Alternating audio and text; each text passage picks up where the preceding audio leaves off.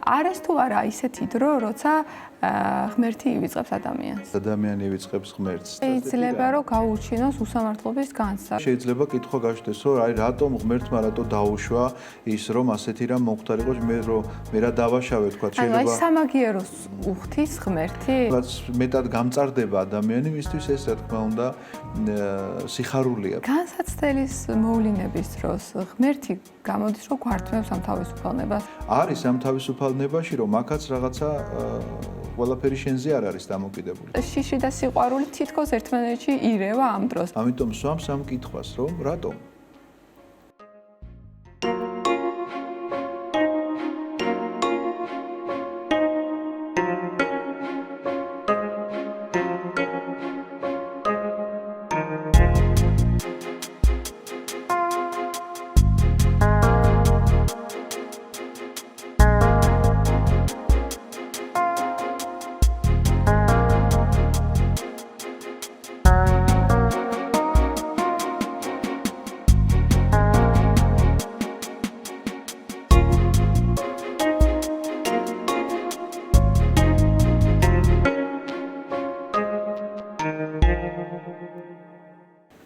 გამარჯობა, ეთერშია გადაცემა 3 წიდან იწყება.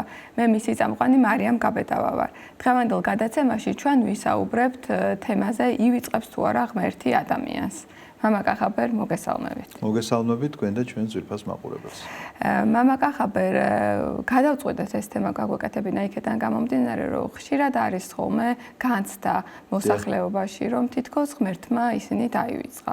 ძირითადად ეს ხდება ხოლმე მაშინ, როცა განსაცდელში ადამიანი, იმიტომ რომ ხინში ცოტა ნაკლებად გვახსენდება ხოლმე მადლიერება ღმერთის მიმართ. და არის თუ არა ისეთი დრო, როცა ღმერთი ივიწყებს ადამიანს. სინამდვილეში საქმე აბსოლუტურად პირუკ უდგას, იმიტომ რომ ღმერთი კი არ ივიწყებს ადამიანს, ადამიანი ივიწყებს ღმერთს და მის სიკეთეებს და გამომდინარე აქედან შეიძლება აღმოჩნდეს რაღაცა გარკვეულ გაუგებრობაში. ეს შეიძლება იყოს ერთი ნაწილი ამ კითხვაზე პასუხისა. თუმცა კი არსებობს სხვა პასუხიც ამ კითხვაზე მინდა გითხრათ და ამ პასუხის დასტურად შემიძლია მოვიხმო ბიბლიური წიგნი, რომელსაც ქვია იობის წიგნი, იობის საკითხავი, რომელიც დიდმარხვაში იკითხება ყოველთვის ლიტურგიკულად, ანუ თავისი საკითხავი აქვს ყოველდღიური, რომ იობის წიგნი დიდმარხვის განმავლობაში გადანაწილებულია, ესე რომ მთლიანად უნდა იქნას საკითხული. რატომ ყოველთვის შეიძლება დაისვას ეს კითხვა, რომ რატომ დიდმარხვაში და რატომ კონკრეტულად იობის წიგნი? სამყაროს შექმნის შესახებ არის აუცილებლად ესე იწყება დიდმარხვა, რომ სამყაროს შექმნის შესახებ დაბადების წიგნი და იობის წიგნი, ეს ორი წიგნი პარალელურად იკითხება. ძალიან საინტერესოა, ჯერ ვთქვათ, მოკლედ მაშინ პირველი ვარიანტი, რაც ვთქვა და მე იობის წიგნის შესახებაც უნდა ვისაუბროთ, გარკვეულწილად უნდა შევეხოთ ამ თემასაც. პირველ რიგში, როდესაც ადამიანს გონია, რომ ღმერთმა დაივიწყა და ჩვენ ვამბობთ, რომ სინამდვილეში პირიქით მოხდა, არის ის მდგომარეობა, რომ როდესაც გაცივდა მისი გული, როდესაც გაცივდა მისი რაღაცა მდგომა, ან საერთოდ შეიძლება ვგულისხმობ იმას, რომ მისი საქციელი მან ისე ჩათვალა, რომ მე ახლა სწორად ვიქცევი, რასაც ვაკეთებ ეს ყველაფერი სწორია, ამისთვის არ მჭირდება, რომ დავეკითხოთ თუნდაც ღმერთს, არ მაინტერესებს როგორ წერია სახარებაში, არ მაინტერესებს რას მეუბნება ფსალმუნები, არ მაინტერესებს ეკლესიის ხმა და გადაწყვეტილება მაქვს მიღებული, რომ რაღაცა უნდა გავაკეთო, რაღაც ნაბიჯი უნდა გადავდგა. ამ შემთხვევაში იმას კი არ ნიშნავს ეს ჩვენი წინადადება, ეხლა რითიც დავიწყეთ ჩვენი გადაცემა, რომ ღმერთმა დაივიწყა ეს ადამიანი. ეს იმას ნიშნავს, რომ ამ ადამიანმა დაივიწყა ღმერთი და არ აინტერესებს მისი აზრი და ის მოქმედებს აბსოლუტურად თავისი ნებით. ამიტომაც შემდგომი განსაცდელი, რომელიც შეიძლება მას მოევლინოს ამა თუ იმ ნაბიჯის შემდგომ, ბუნებრივია, შეიძლება კითხვა გაჩნდეს, რომ აი რატომ ღმერთმა რატო დაუშვა ის რომ ასეთი რამ მოხდარიყო, მე რა დავაშავე თქვა, შეიძლება აი სამაგიეროს უხდის ღმერთი? არა, ასე ვერ რადგან ადამიანმა დამივიწყა, მოდი მაშინ მოვლენ სამაგიეროს არ უხდის, უბრალოდ ღმერთი დიდ პატივს ცემს ადამიანის თავისუფალნებას. არავითარ შემთხვევაში არ ჩაერევა ამ თავისუფალნებაში, შესაბამისად, თუ კი ადამიანმა მიიღო გადაწყვეტილება, რომ რაღაცა, თქვათ, უნდა გადახტეს ერთი ნაპირიდან მეორე ნაპირზე, ღმერთი მას არ შეაკავებს, რომ შეიძლება ვერ გააკეთო ამ ხელანახტომი და აღმოჩნდე ადიდებულ მდინარეში, ამ შეკავებას ღმერთი არ აკეთებს. ამიტომ სანამ გადახტება ადამიანი იქამდე თქვა შეიძლება იყოს შეგონება მისთვის ოღონდ უნდოდეს ამ ადამიანს ეს შეგონება. თუ ჯიუტათა აქვს აჩემებული რომ უნდა გადახტეს ერთი ნაპირიდან მეორეზე, მას ესე იგი ღმერთი ძალადობრივად არაფრით არ შეაკავებს და თუ კი აინტერესებს აზრი რომ თქვა ღირს თუ არა გადახტომ, ამისთვის არსებობს რაღაცა სახელმძღვანელო, რომლის მიხედვითაც უნდა განსაზღვრო რომ ეს შენ შეგიძლია თუ არ შეგიძლია. შენს ძალებს ხომ არ აღემატება ეს რაც შენ მოინდომე. აქედან გამომდინარე ეს არ არის მოქმედება, რომ ღმერთმა ეხლა რახან შენ მე არ მომისმინე, ამიტომ შენ სამაგიეროს გადაგიხდი და ამ შუამდინარეში ჩავარდები.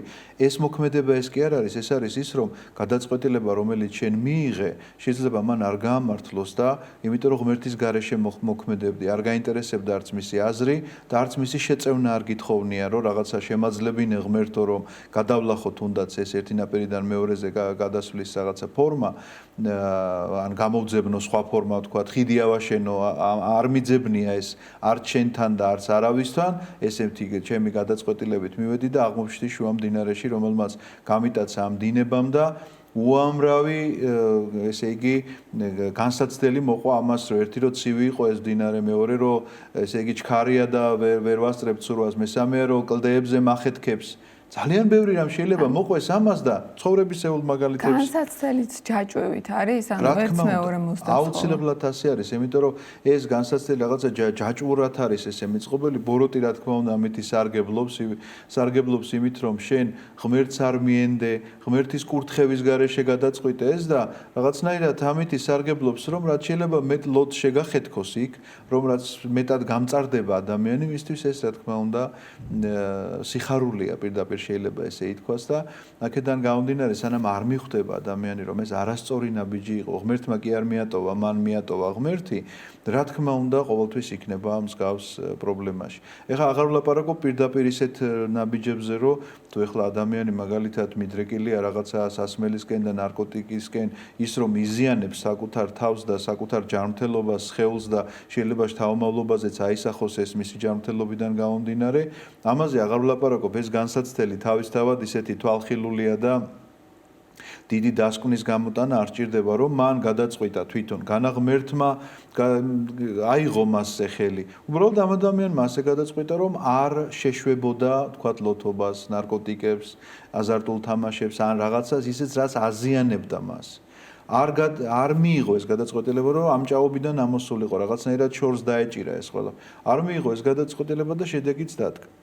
ამიტომაც ეს არის ერთი მხარე განსაცდელებისა, როდესაც შეიძლება ადამიანი ფიქრობს, რომ ღმერთმა მიმატოვა, მაგრამ აბსოლუტურად პირიქით გახლავთ ესეთი მდგომარეობა, მაგრამ არის მეორე მხარე, რომელიც ძალიან საკვირველია და მინდა გითხრათ, რომ იობის წიგნის წაკითხვამ შეიძლება ადამიანი დიდ დაბნეულობაშიც კი შეიყვანოს, რომ რატომ შეიძლება ხდებოდეს ასეთი რამ. და შეიძლება რომ გაუჩინოს უსამართლობის განცდა, რომ ადამიანი რომელიც ყველაფერში ემორჩილება ღვთისნებას, რატომ ხდება განსაცდელების მსხვერპლი. აბსოლუტურად გეთანხმებით. თუ ჩვენ სწორად არ გავიაზრებთ, ესე იგი იობის წიგნს და თუ არ დავიყრდნობით იმ ავტორიტეტებს, რომლებმაც მოგვცეს ახსნა განმარტება ამისა, ჯერ ერთი პირველ რიგში სანამ შევეხებოდეთ უშუალოდ რაღაცა ტექსტს ამ წიგნისას, უნდა ვთქვათ, რომ ჩვენ უნდა გვესმოდეს კარგად, რომ ჩვენ რომ ვკითხულობთ ტექსტს, ასე არ კითხულობდნენ ებრაელები ტექსტს, ასე არ იგებდნენ ისინი ტექსტს. ამიტომ ჩვენ ახლა შეიძლება რაღაცას პირდაპირ ესე ჯერ ერთი თარგმანი ყველა შემთხვევაში რაღაცა ტექსტის კომენტირება, ამიტომ შეუძლებელია სიტყვით რომ მოხდეს რაღაცა ტექსტის გადმოთარგმნა, ამიტომ რომ ის თავის თავში კომენტარსაც იტევს, როდესაც ახალ ტექსტს გადმოთარგმნი, სხვა ენიდან გადმოთარგმნი უпростоრად ახალ ტექსტს. კი არ შექმნი, ფაქტიურად თანაავტორი ხარ, ყველა მთარგმნელი თანაავტორია, შეიძლება ესე ითქვას, იმ ნამდვილი ავტორისა. ამიტომაც ებრაელებისთვის იყო რაღაცა ტექსტის გაგების სხვადასხვა მეთოდები. 70 შრი არსებობდა, ესეც კი გვსმენია ჩვენ, რომ 70 შრი არსებობდა ტექსტის გაგებისა. ამიტომაც იობის წიგნი, რომელიც შეიძლება ჩაითვალოს, რომ ერთ-ერთი რთულია ამ მხრივ, ალბათ ებრაელებისთვის სხვანაირად იკითხებოდა, მაგრამ ჩვენ ახლა თანამედროვე ხალხი, რომლებიც ცხოვრობთ ახლა საქართველოში და ქართულ ენაზე გვაქვს იობის წიგნი და წავიკითხავთ ასეთ რამეს, აბსოლუტურად შეიძლება გაუგებარი აღმოჩნდეს, რატომ შეიძლებოდა მომხდარიყო ასეთი რამ, რომ იობი რომელიც არის ალალმართალი კაცი, თავის დროზე თქვა შეწირვას აღასრულებს, იქ რაღაცა 10 შვილი ყავს და ეს შვილები რომ შეიკრიბებიან და რაღაცნაირად ერთად ივახშმებენ, იობი აუცილებლად განწმენდისათვის მსხვერპლ წირავს, რომ ვაი თუ უნებლიეთ რომელიმემ შესწოდა, ან სიტყვით, ან საქმით, ან ზედმეტი მოუვიდა, ან სიცილი, ან გართობა. ანუ იმდენად ფრთხილია იობი, რომ ღვთის წინაშე არაფერი შეეშალოს, წარმოიდგინეთ, აი ესეთი დაწვრილებით არის ეს აღწერილი, რომ ძალიან დიდ სიფრთხილეს იჩენს, აი თითოეული მისი ნაბიჯი არის, შეიძლება ითქვას, რომ გაფრთხილება იმისა, რომ ღმერთთან ურთიერთობა არ შეწყდეს და რაიმენაირად არ აღმოჩნდეს ის, რომ მან ღმერთის საპირისპირო რაიმე გააკეთოს, იმ ცნების საპირისპირო, რაც მას ღვთისგან მიუღია. და საოცარი ისტორიაა მოთხრობილი, რომ აი შეშურდა ეშმაკს იობისა, მივიდა ღმერთთან და ეუბნება, რომ აი ღმერთი ეუბნება, რომ ხედავ ჩემს მორჩილს იობს როგორია. იცი რა, ყველაფერი რომ აქვსო იობს, ხა მდიდარი კაცი იყო და შვილები ყავდა და თქვათ იქ ჩამოთვლილი არამდენი საქონელი და როგორი ქონება. ამიტომაც არისო, რომ შენ გადიდებსო. და მაშინ დაუშვებს ღმერთი და ეუბნება, რომ კი ბატონო, წართვიო მას ეს ყველაფერი. აი რატო უშვებს? ცდი ის იობის წმენას? დიახ, ასეთი შემთხვევაც არსებობს, იმიტომ რომ ნებისმიერი განსაცდელი ადამიანს ეძლევა იმისთვის, რომ იმაზე უკეთესი გახდეს, ვიდრე არის დღეს.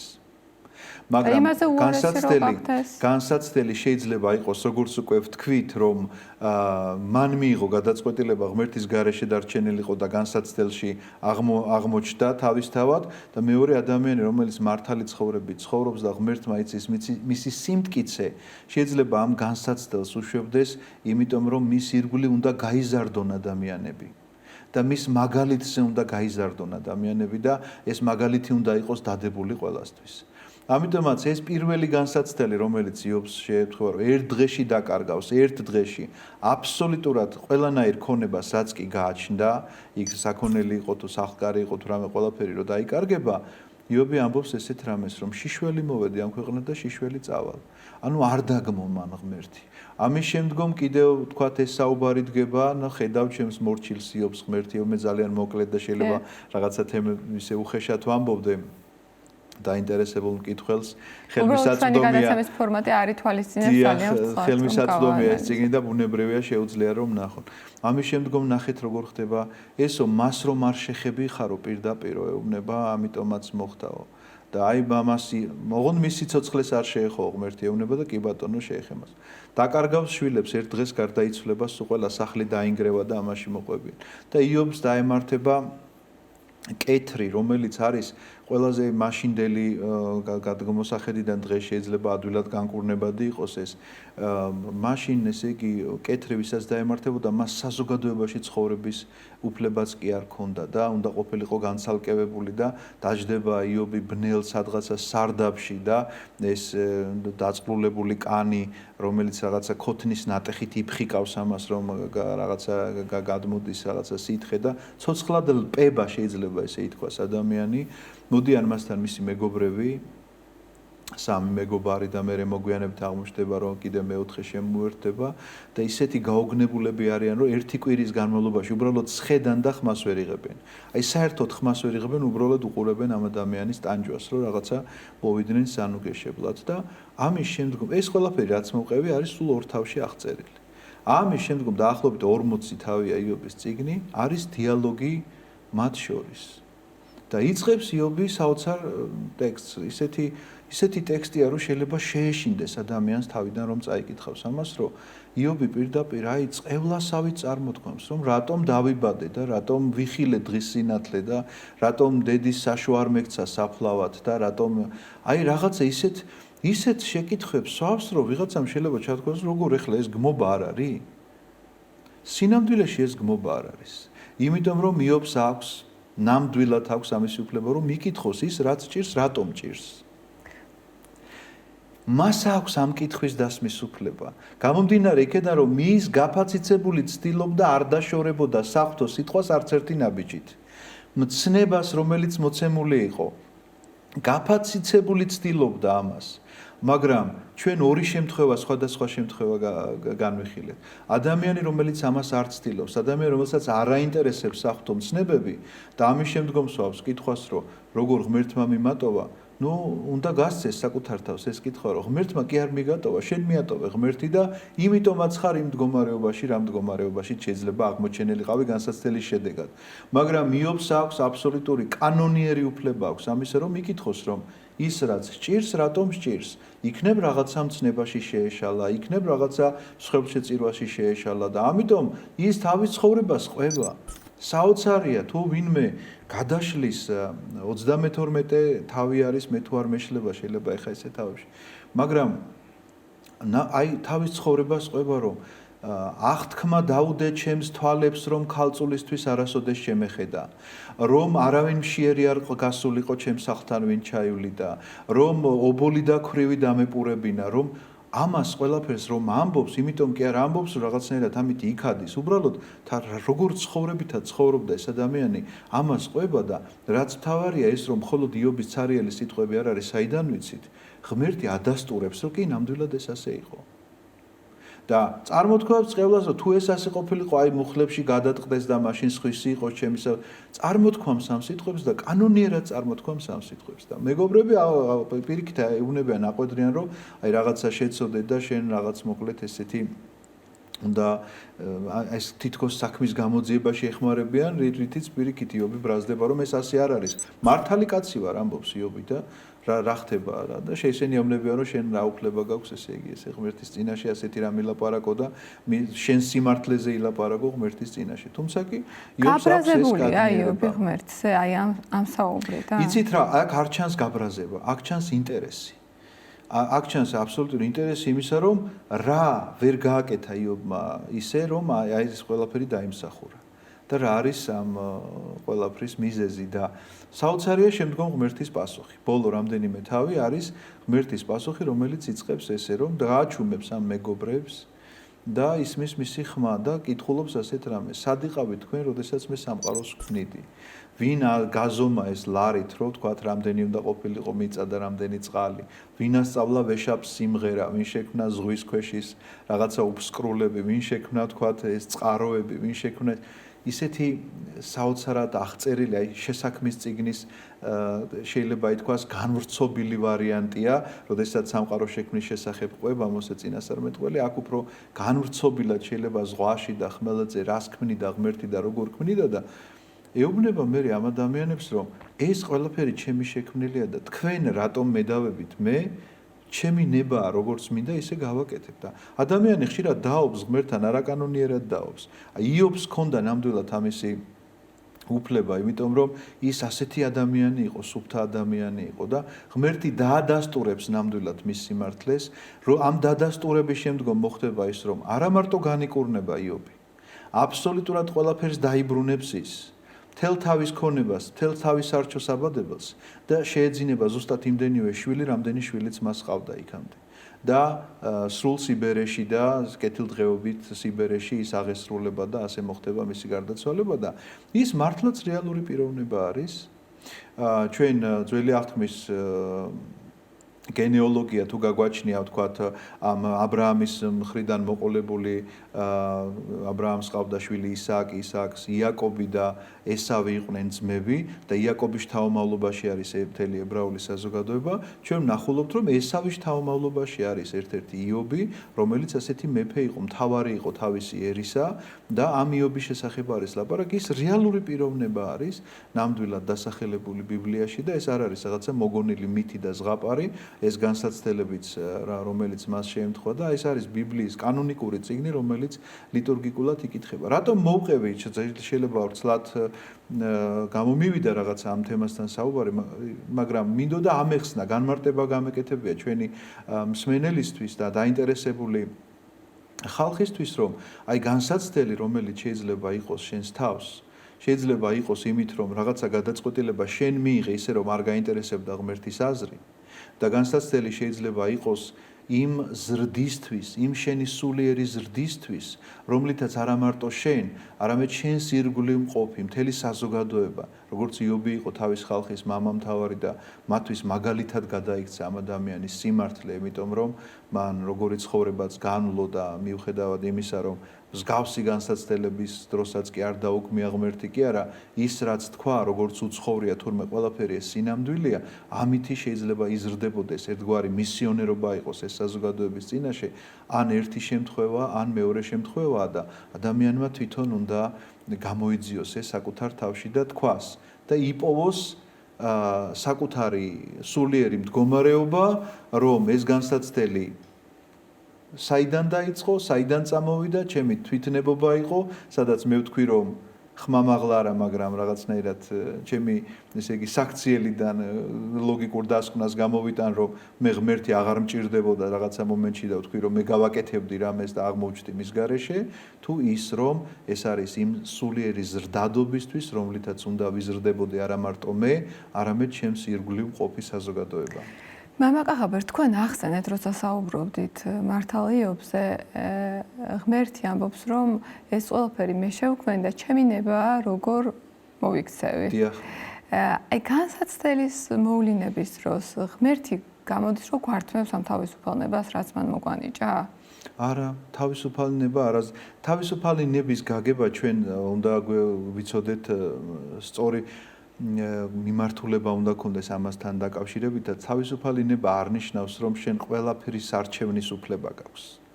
თავისუფალი ნებით მაშინ შენ უნდა განსაზღვროს, სად დაიბადები და როდის დაიბადები.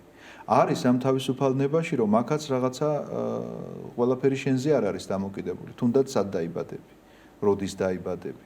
რომელ ერში და რომელ წელში და ასე შემდგომ და რა სქესისავ კიდე. აქედან გამომდინარე არის რაღაცა შენს ცხოვრებაში, რომელიც აბსოლუტურად არ არის შენზე დამოკიდებული და ღმერთის განგებულების ქვეშ არის ესა და არის რომ შენაკეთებ თავის არჩევანს ამის შემდგომ. მსგავს განსაცდელში, რომელიც განსაცდელიც შეიძლება მოგვივიდეს ჩვენი დაუდევრობის გამო ან სულიერი ზრდადობის გამო, ნებისმიერ შემთხვევაში ჩვენ გვრჩება თავისუფალი არჩევანი, როგორ გავაგრძელებთ ცხოვრებას და როგორ გავუმკლავდებით ამ განსაცდელს. მაგრამ ის რომ ეხლა ამ განსაცდელის დროს ჩვენგან თავისუფალი ნება იქნა წართმეული და ამიტომ შევედით განსაცდელში, ეს ასე არ არის. ეს უბრალოდ ცხოვრებამ შეიძლება შეგვამთხვია ერთი უკვე ვთქვი ამ ჩვენი არჩევანის გამო რომ გადავწყვიტე ღმერთი არ მჭირდებოდა, ან მეორე ის რომ გავზრდილიყავი სულიერად, მაგრამ იქ იმ სიტუაციაში როგორი სიმძიმისაც არ უნდა იყოს ეს განსაცდელი, მსგავსად იობის სიმძიმისა ვთქვათ, როდესაც ახლა ვამბობთ რომ ადამიანს 10 შვილი გარდაეცვალა ეხლა ის ტკივილი ღმერთმა ურავის განაცდევინოს, მაგრამ ვისაც განუცდი ალბათ თვითონ ხო წარმოუდგენიათ, ეხლა რა ეს ბიბლიური რაღაცა ზღაპარი კი არ არის, რეალური ამბავია და რა ტკივილი, რა სულიერი რაღაცა აი ხანჯალი შეიძლება ითქვას, რომ ამ ადამიანის სხეულში არის ჩარჭობილი, მტკივნეული ესეთი, რომელსაც უნდა გაუძლოს, მაგრამ ის თავისუფალი არჩევნის გარეშე კი არ რჩება. რა თქმა უნდა, არჩევანს აკეთებს იქეთკენ საით უნდა გაიზარდოს სულიერად და ამიტომ სვამს ამ კითხვას, რომ რატომ? და აქვს ამისი საფუძველი რომ დასვას, იმიტომ რომ მე ღვთის ნების გარეშე არაფერი არ გამიკეთებია და მას უფლება აქვს, რა თქმა უნდა, ასე მომექცეს, ამასაც ამბობს, მაგრამ ეს შეკითხვა რატომ მისი მხრიდან ნამდვილად ღირსეული შეკითხვაა, რომელზედაც ღმერთი პასუხს სცემს, არ ტოვებს მას უპასუხოდ. მამა კახაბერ, განსაცდელის მოვლენებაზე საუბრობდით და აი როგორ ხდება ხოლმე მაშინ, როდესაც კონკრეტულ ცოდვას, თავისი არჩევანით ჩადის ადამიანი. აი ამ დროს მიტოვებული ვყავართ ღმერთს, რომ სიტყვაზე ვიღაცა კაცს კლავს, ვიღაცა მრუშობს. აი ამ დროს რა ხდება? თუ ესეც განსაცდელია ერთგვარი. ესეც თვით არჩევანი არის ადამიანისა, რომელმაც გადაწყვიტა რაღაცა ცოდი საქციელი ჩაიდინოს, რა თქმა უნდა, აი შეიძლება ესეთი რამ ვთქვათ, რომ რაღაც რო წარმოვიდგინოთ ერთგვარი გარსი ან სივრცე.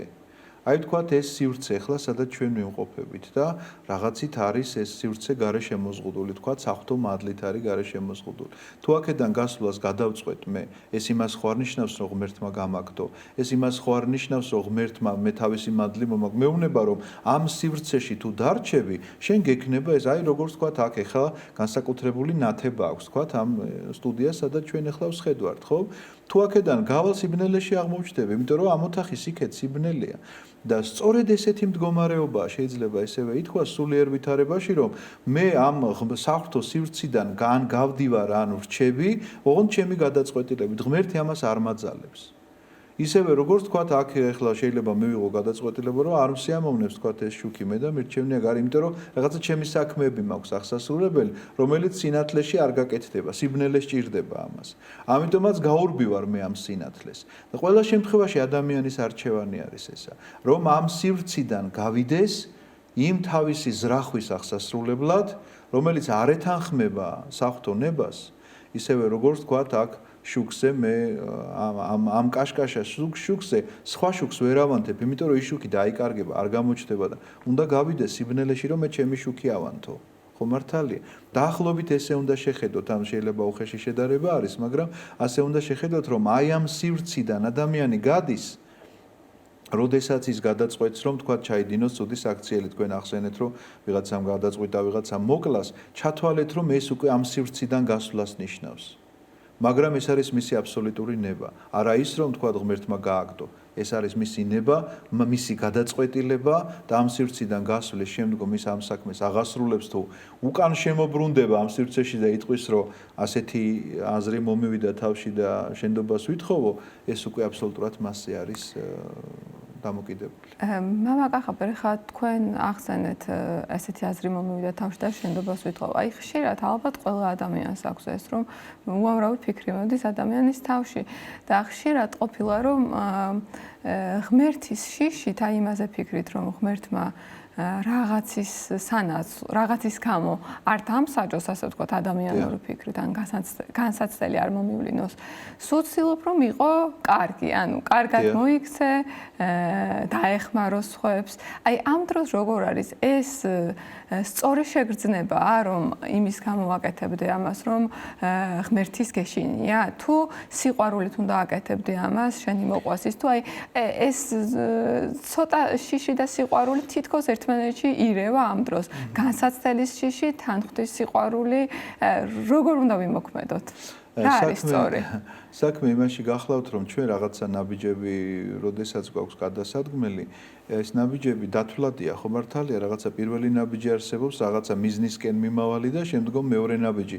პირდაპირ ესე იგი ამ ჩემს მიზანს გადავეხვიო, ასე ჩავეხუტო, შეიძლება არ გამომივიდეს და აბსოლუტურად ავირიო და შეცდომაში შევიდე. ამიტომაც ის, რაც თქვენ თქვით, რომ ღვთის შიში და პირდაპირ წმინდა წერილში წერია, რომ დასაბამი სიბრძნისა არის შიში ღვთისა, ეს ნამდვილად ასე არის, რომ პირველი ნაბიჯია და დასაბამია, პირდაპირ დასაბამი სიბრძნისა არის ღვთის შიში.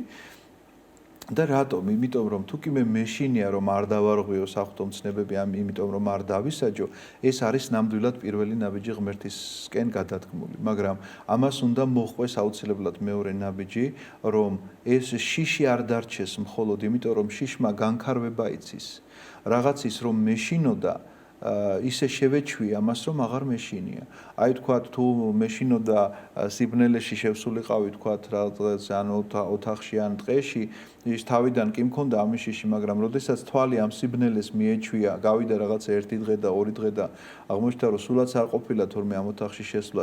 ნუ ყოველ შემთხვევაში ასე მეჩვენება, თორე შიგნით ჯერ კიდევ არ ვიცი რა მელოდება, მაგრამ მიეჩვი ამას, ჩემი ის დაწყნარდა რაღაცა ემოციები ჩაცხრა, რაღაცნაირად ამ სიბნელესაც თვალი შევაჩვიე და უი არაფერი ისეთი არ ყოფილა, შეიძლება შევაბიჯო ამ ოთახში. ამიტომაც თუ მხოლოდ შიშზე ვილაპარაკებთ, ეს შიში განქარვებადია, რაღაცნაირად ადამიანმა შეიძლება მოინელოს ეს შიში და თქვას, რომ მე რა მოხდა და გადაუხვიოს ამ გზიდან. თუ ამას არ მოყვა მეორე ნაბიჯი. რა არის მეორე ნაბიჯი? ეს გახლავთ სწორედ სიყვარული. დასაბამი თუ შიშია, მეორე ნაბიჯი არის სიყვარული და ეს სიყვარული როგორ მოქმედებს ადამიანში. ეხლა ესეთი რამ წარმოიდგინეთ თქვენ, დავანებოთ ღმერთთან ურთიერთობას, ორ ადამიანს შორის ურთიერთობა ვთქვათ.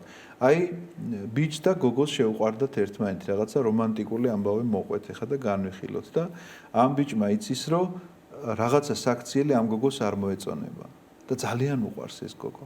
როგორ ფიქრობთ ეხლა ამ საქციელს ჩაიდენს? არა, რა თქმა უნდა. შეიძლება ძალიანაც უნდოდეს. აი რაღაცა რაღაცა ძალიან უნდა, რაღაცა ესეთი წვა აქვს, რომ ხა უნდა წავიდე და რაღაცა გავაკეთო, მაგრამ იცის, რომ ეს მისი შეყვარებული ამის გამო არ გააკეთებს ამას. არ გააკეთებს თუნდაც იმის ხათრით, რომ ამ სიყვარულს რაღაცა ბზარი არ გაუჩნდეს, ამ სიყვარულს რომ ცეცხლივით რო ანთია, რაღაცა ცივი წყალი არ გადაესხას და თუნდაც მისი რაღაცა გაბუტული გამოხედვა არ დაინახოს. აი ამის გამო, რომ სახი არ მიატრიალოს მისმა შეყვარებულმა მისგან, აი ეს ბიჭი ყველაფერს გააკეთე. ისევე როგორც გოგო, რა თქმა უნდა, ამ ბიჭის გულისთვის თუ კი ერთმანეთი ნამდვილად წრფელი სიყვარულით უყვარს და ამ წრფელ სიყვარულამდე თუ არ მივიდა ადამიანი ღმერთთან, სხვაგვარად შეუძლებელია, შეუძლებლად დამთავრდება ერთ დღესაც და იტყვის, რომ მოდი სულ არ ყოფილა საშიში ეს, იმიტომ რომ აგერა ესეც ქვენი, არაფერიც არ დამემართა. როგორც ეშმაკმა აცთუნა ევა, რომ აი რა ახლა შეეხი ამ ხეს, რა მოხდა, რა მოგივიდა, რომ არაფერი. და აი დაახლოებით ასეთი მდგომარეობა არის, რომ როდესაც უკვე სიყვარული ჩნდება, სიყვარული მცნებაზე ამაღლებული რატო არის, იცით, რომ აქ იქ მცნებებზე კი არა ვარ უკვე დამოკიდებული, რომ ეხა ვიწერ, ვაიმე ეს მცნება არ შემეშალოს ის, არა, თავისთავად აღასრულებ უკვე ამას. როდესაც გიყვარს, თავისთავად აღარ ჩაიდენ ისეთ რამეს, რომ ამ სიყვარულს რაიმე ზიანი მოუტანო. ამიტომაც აუცილებლად უნდა მივიდეს ადამიანი და რომ მივიდეს უნდა შეისწავლოს. რატომ უნდა უყვარდეს, თუნდაც ეს უნდა გააცნობიეროს. იმიტომ რომ მას ქვია სახელად მხსნელი. და შენ თუ ადამიანი ხარ, როგორ შეიძლება მხსნელი არ გიყვარდეს? როგორ შეიძლება არ გიყვარდეს ის, რომელმაც გადაგარჩინა?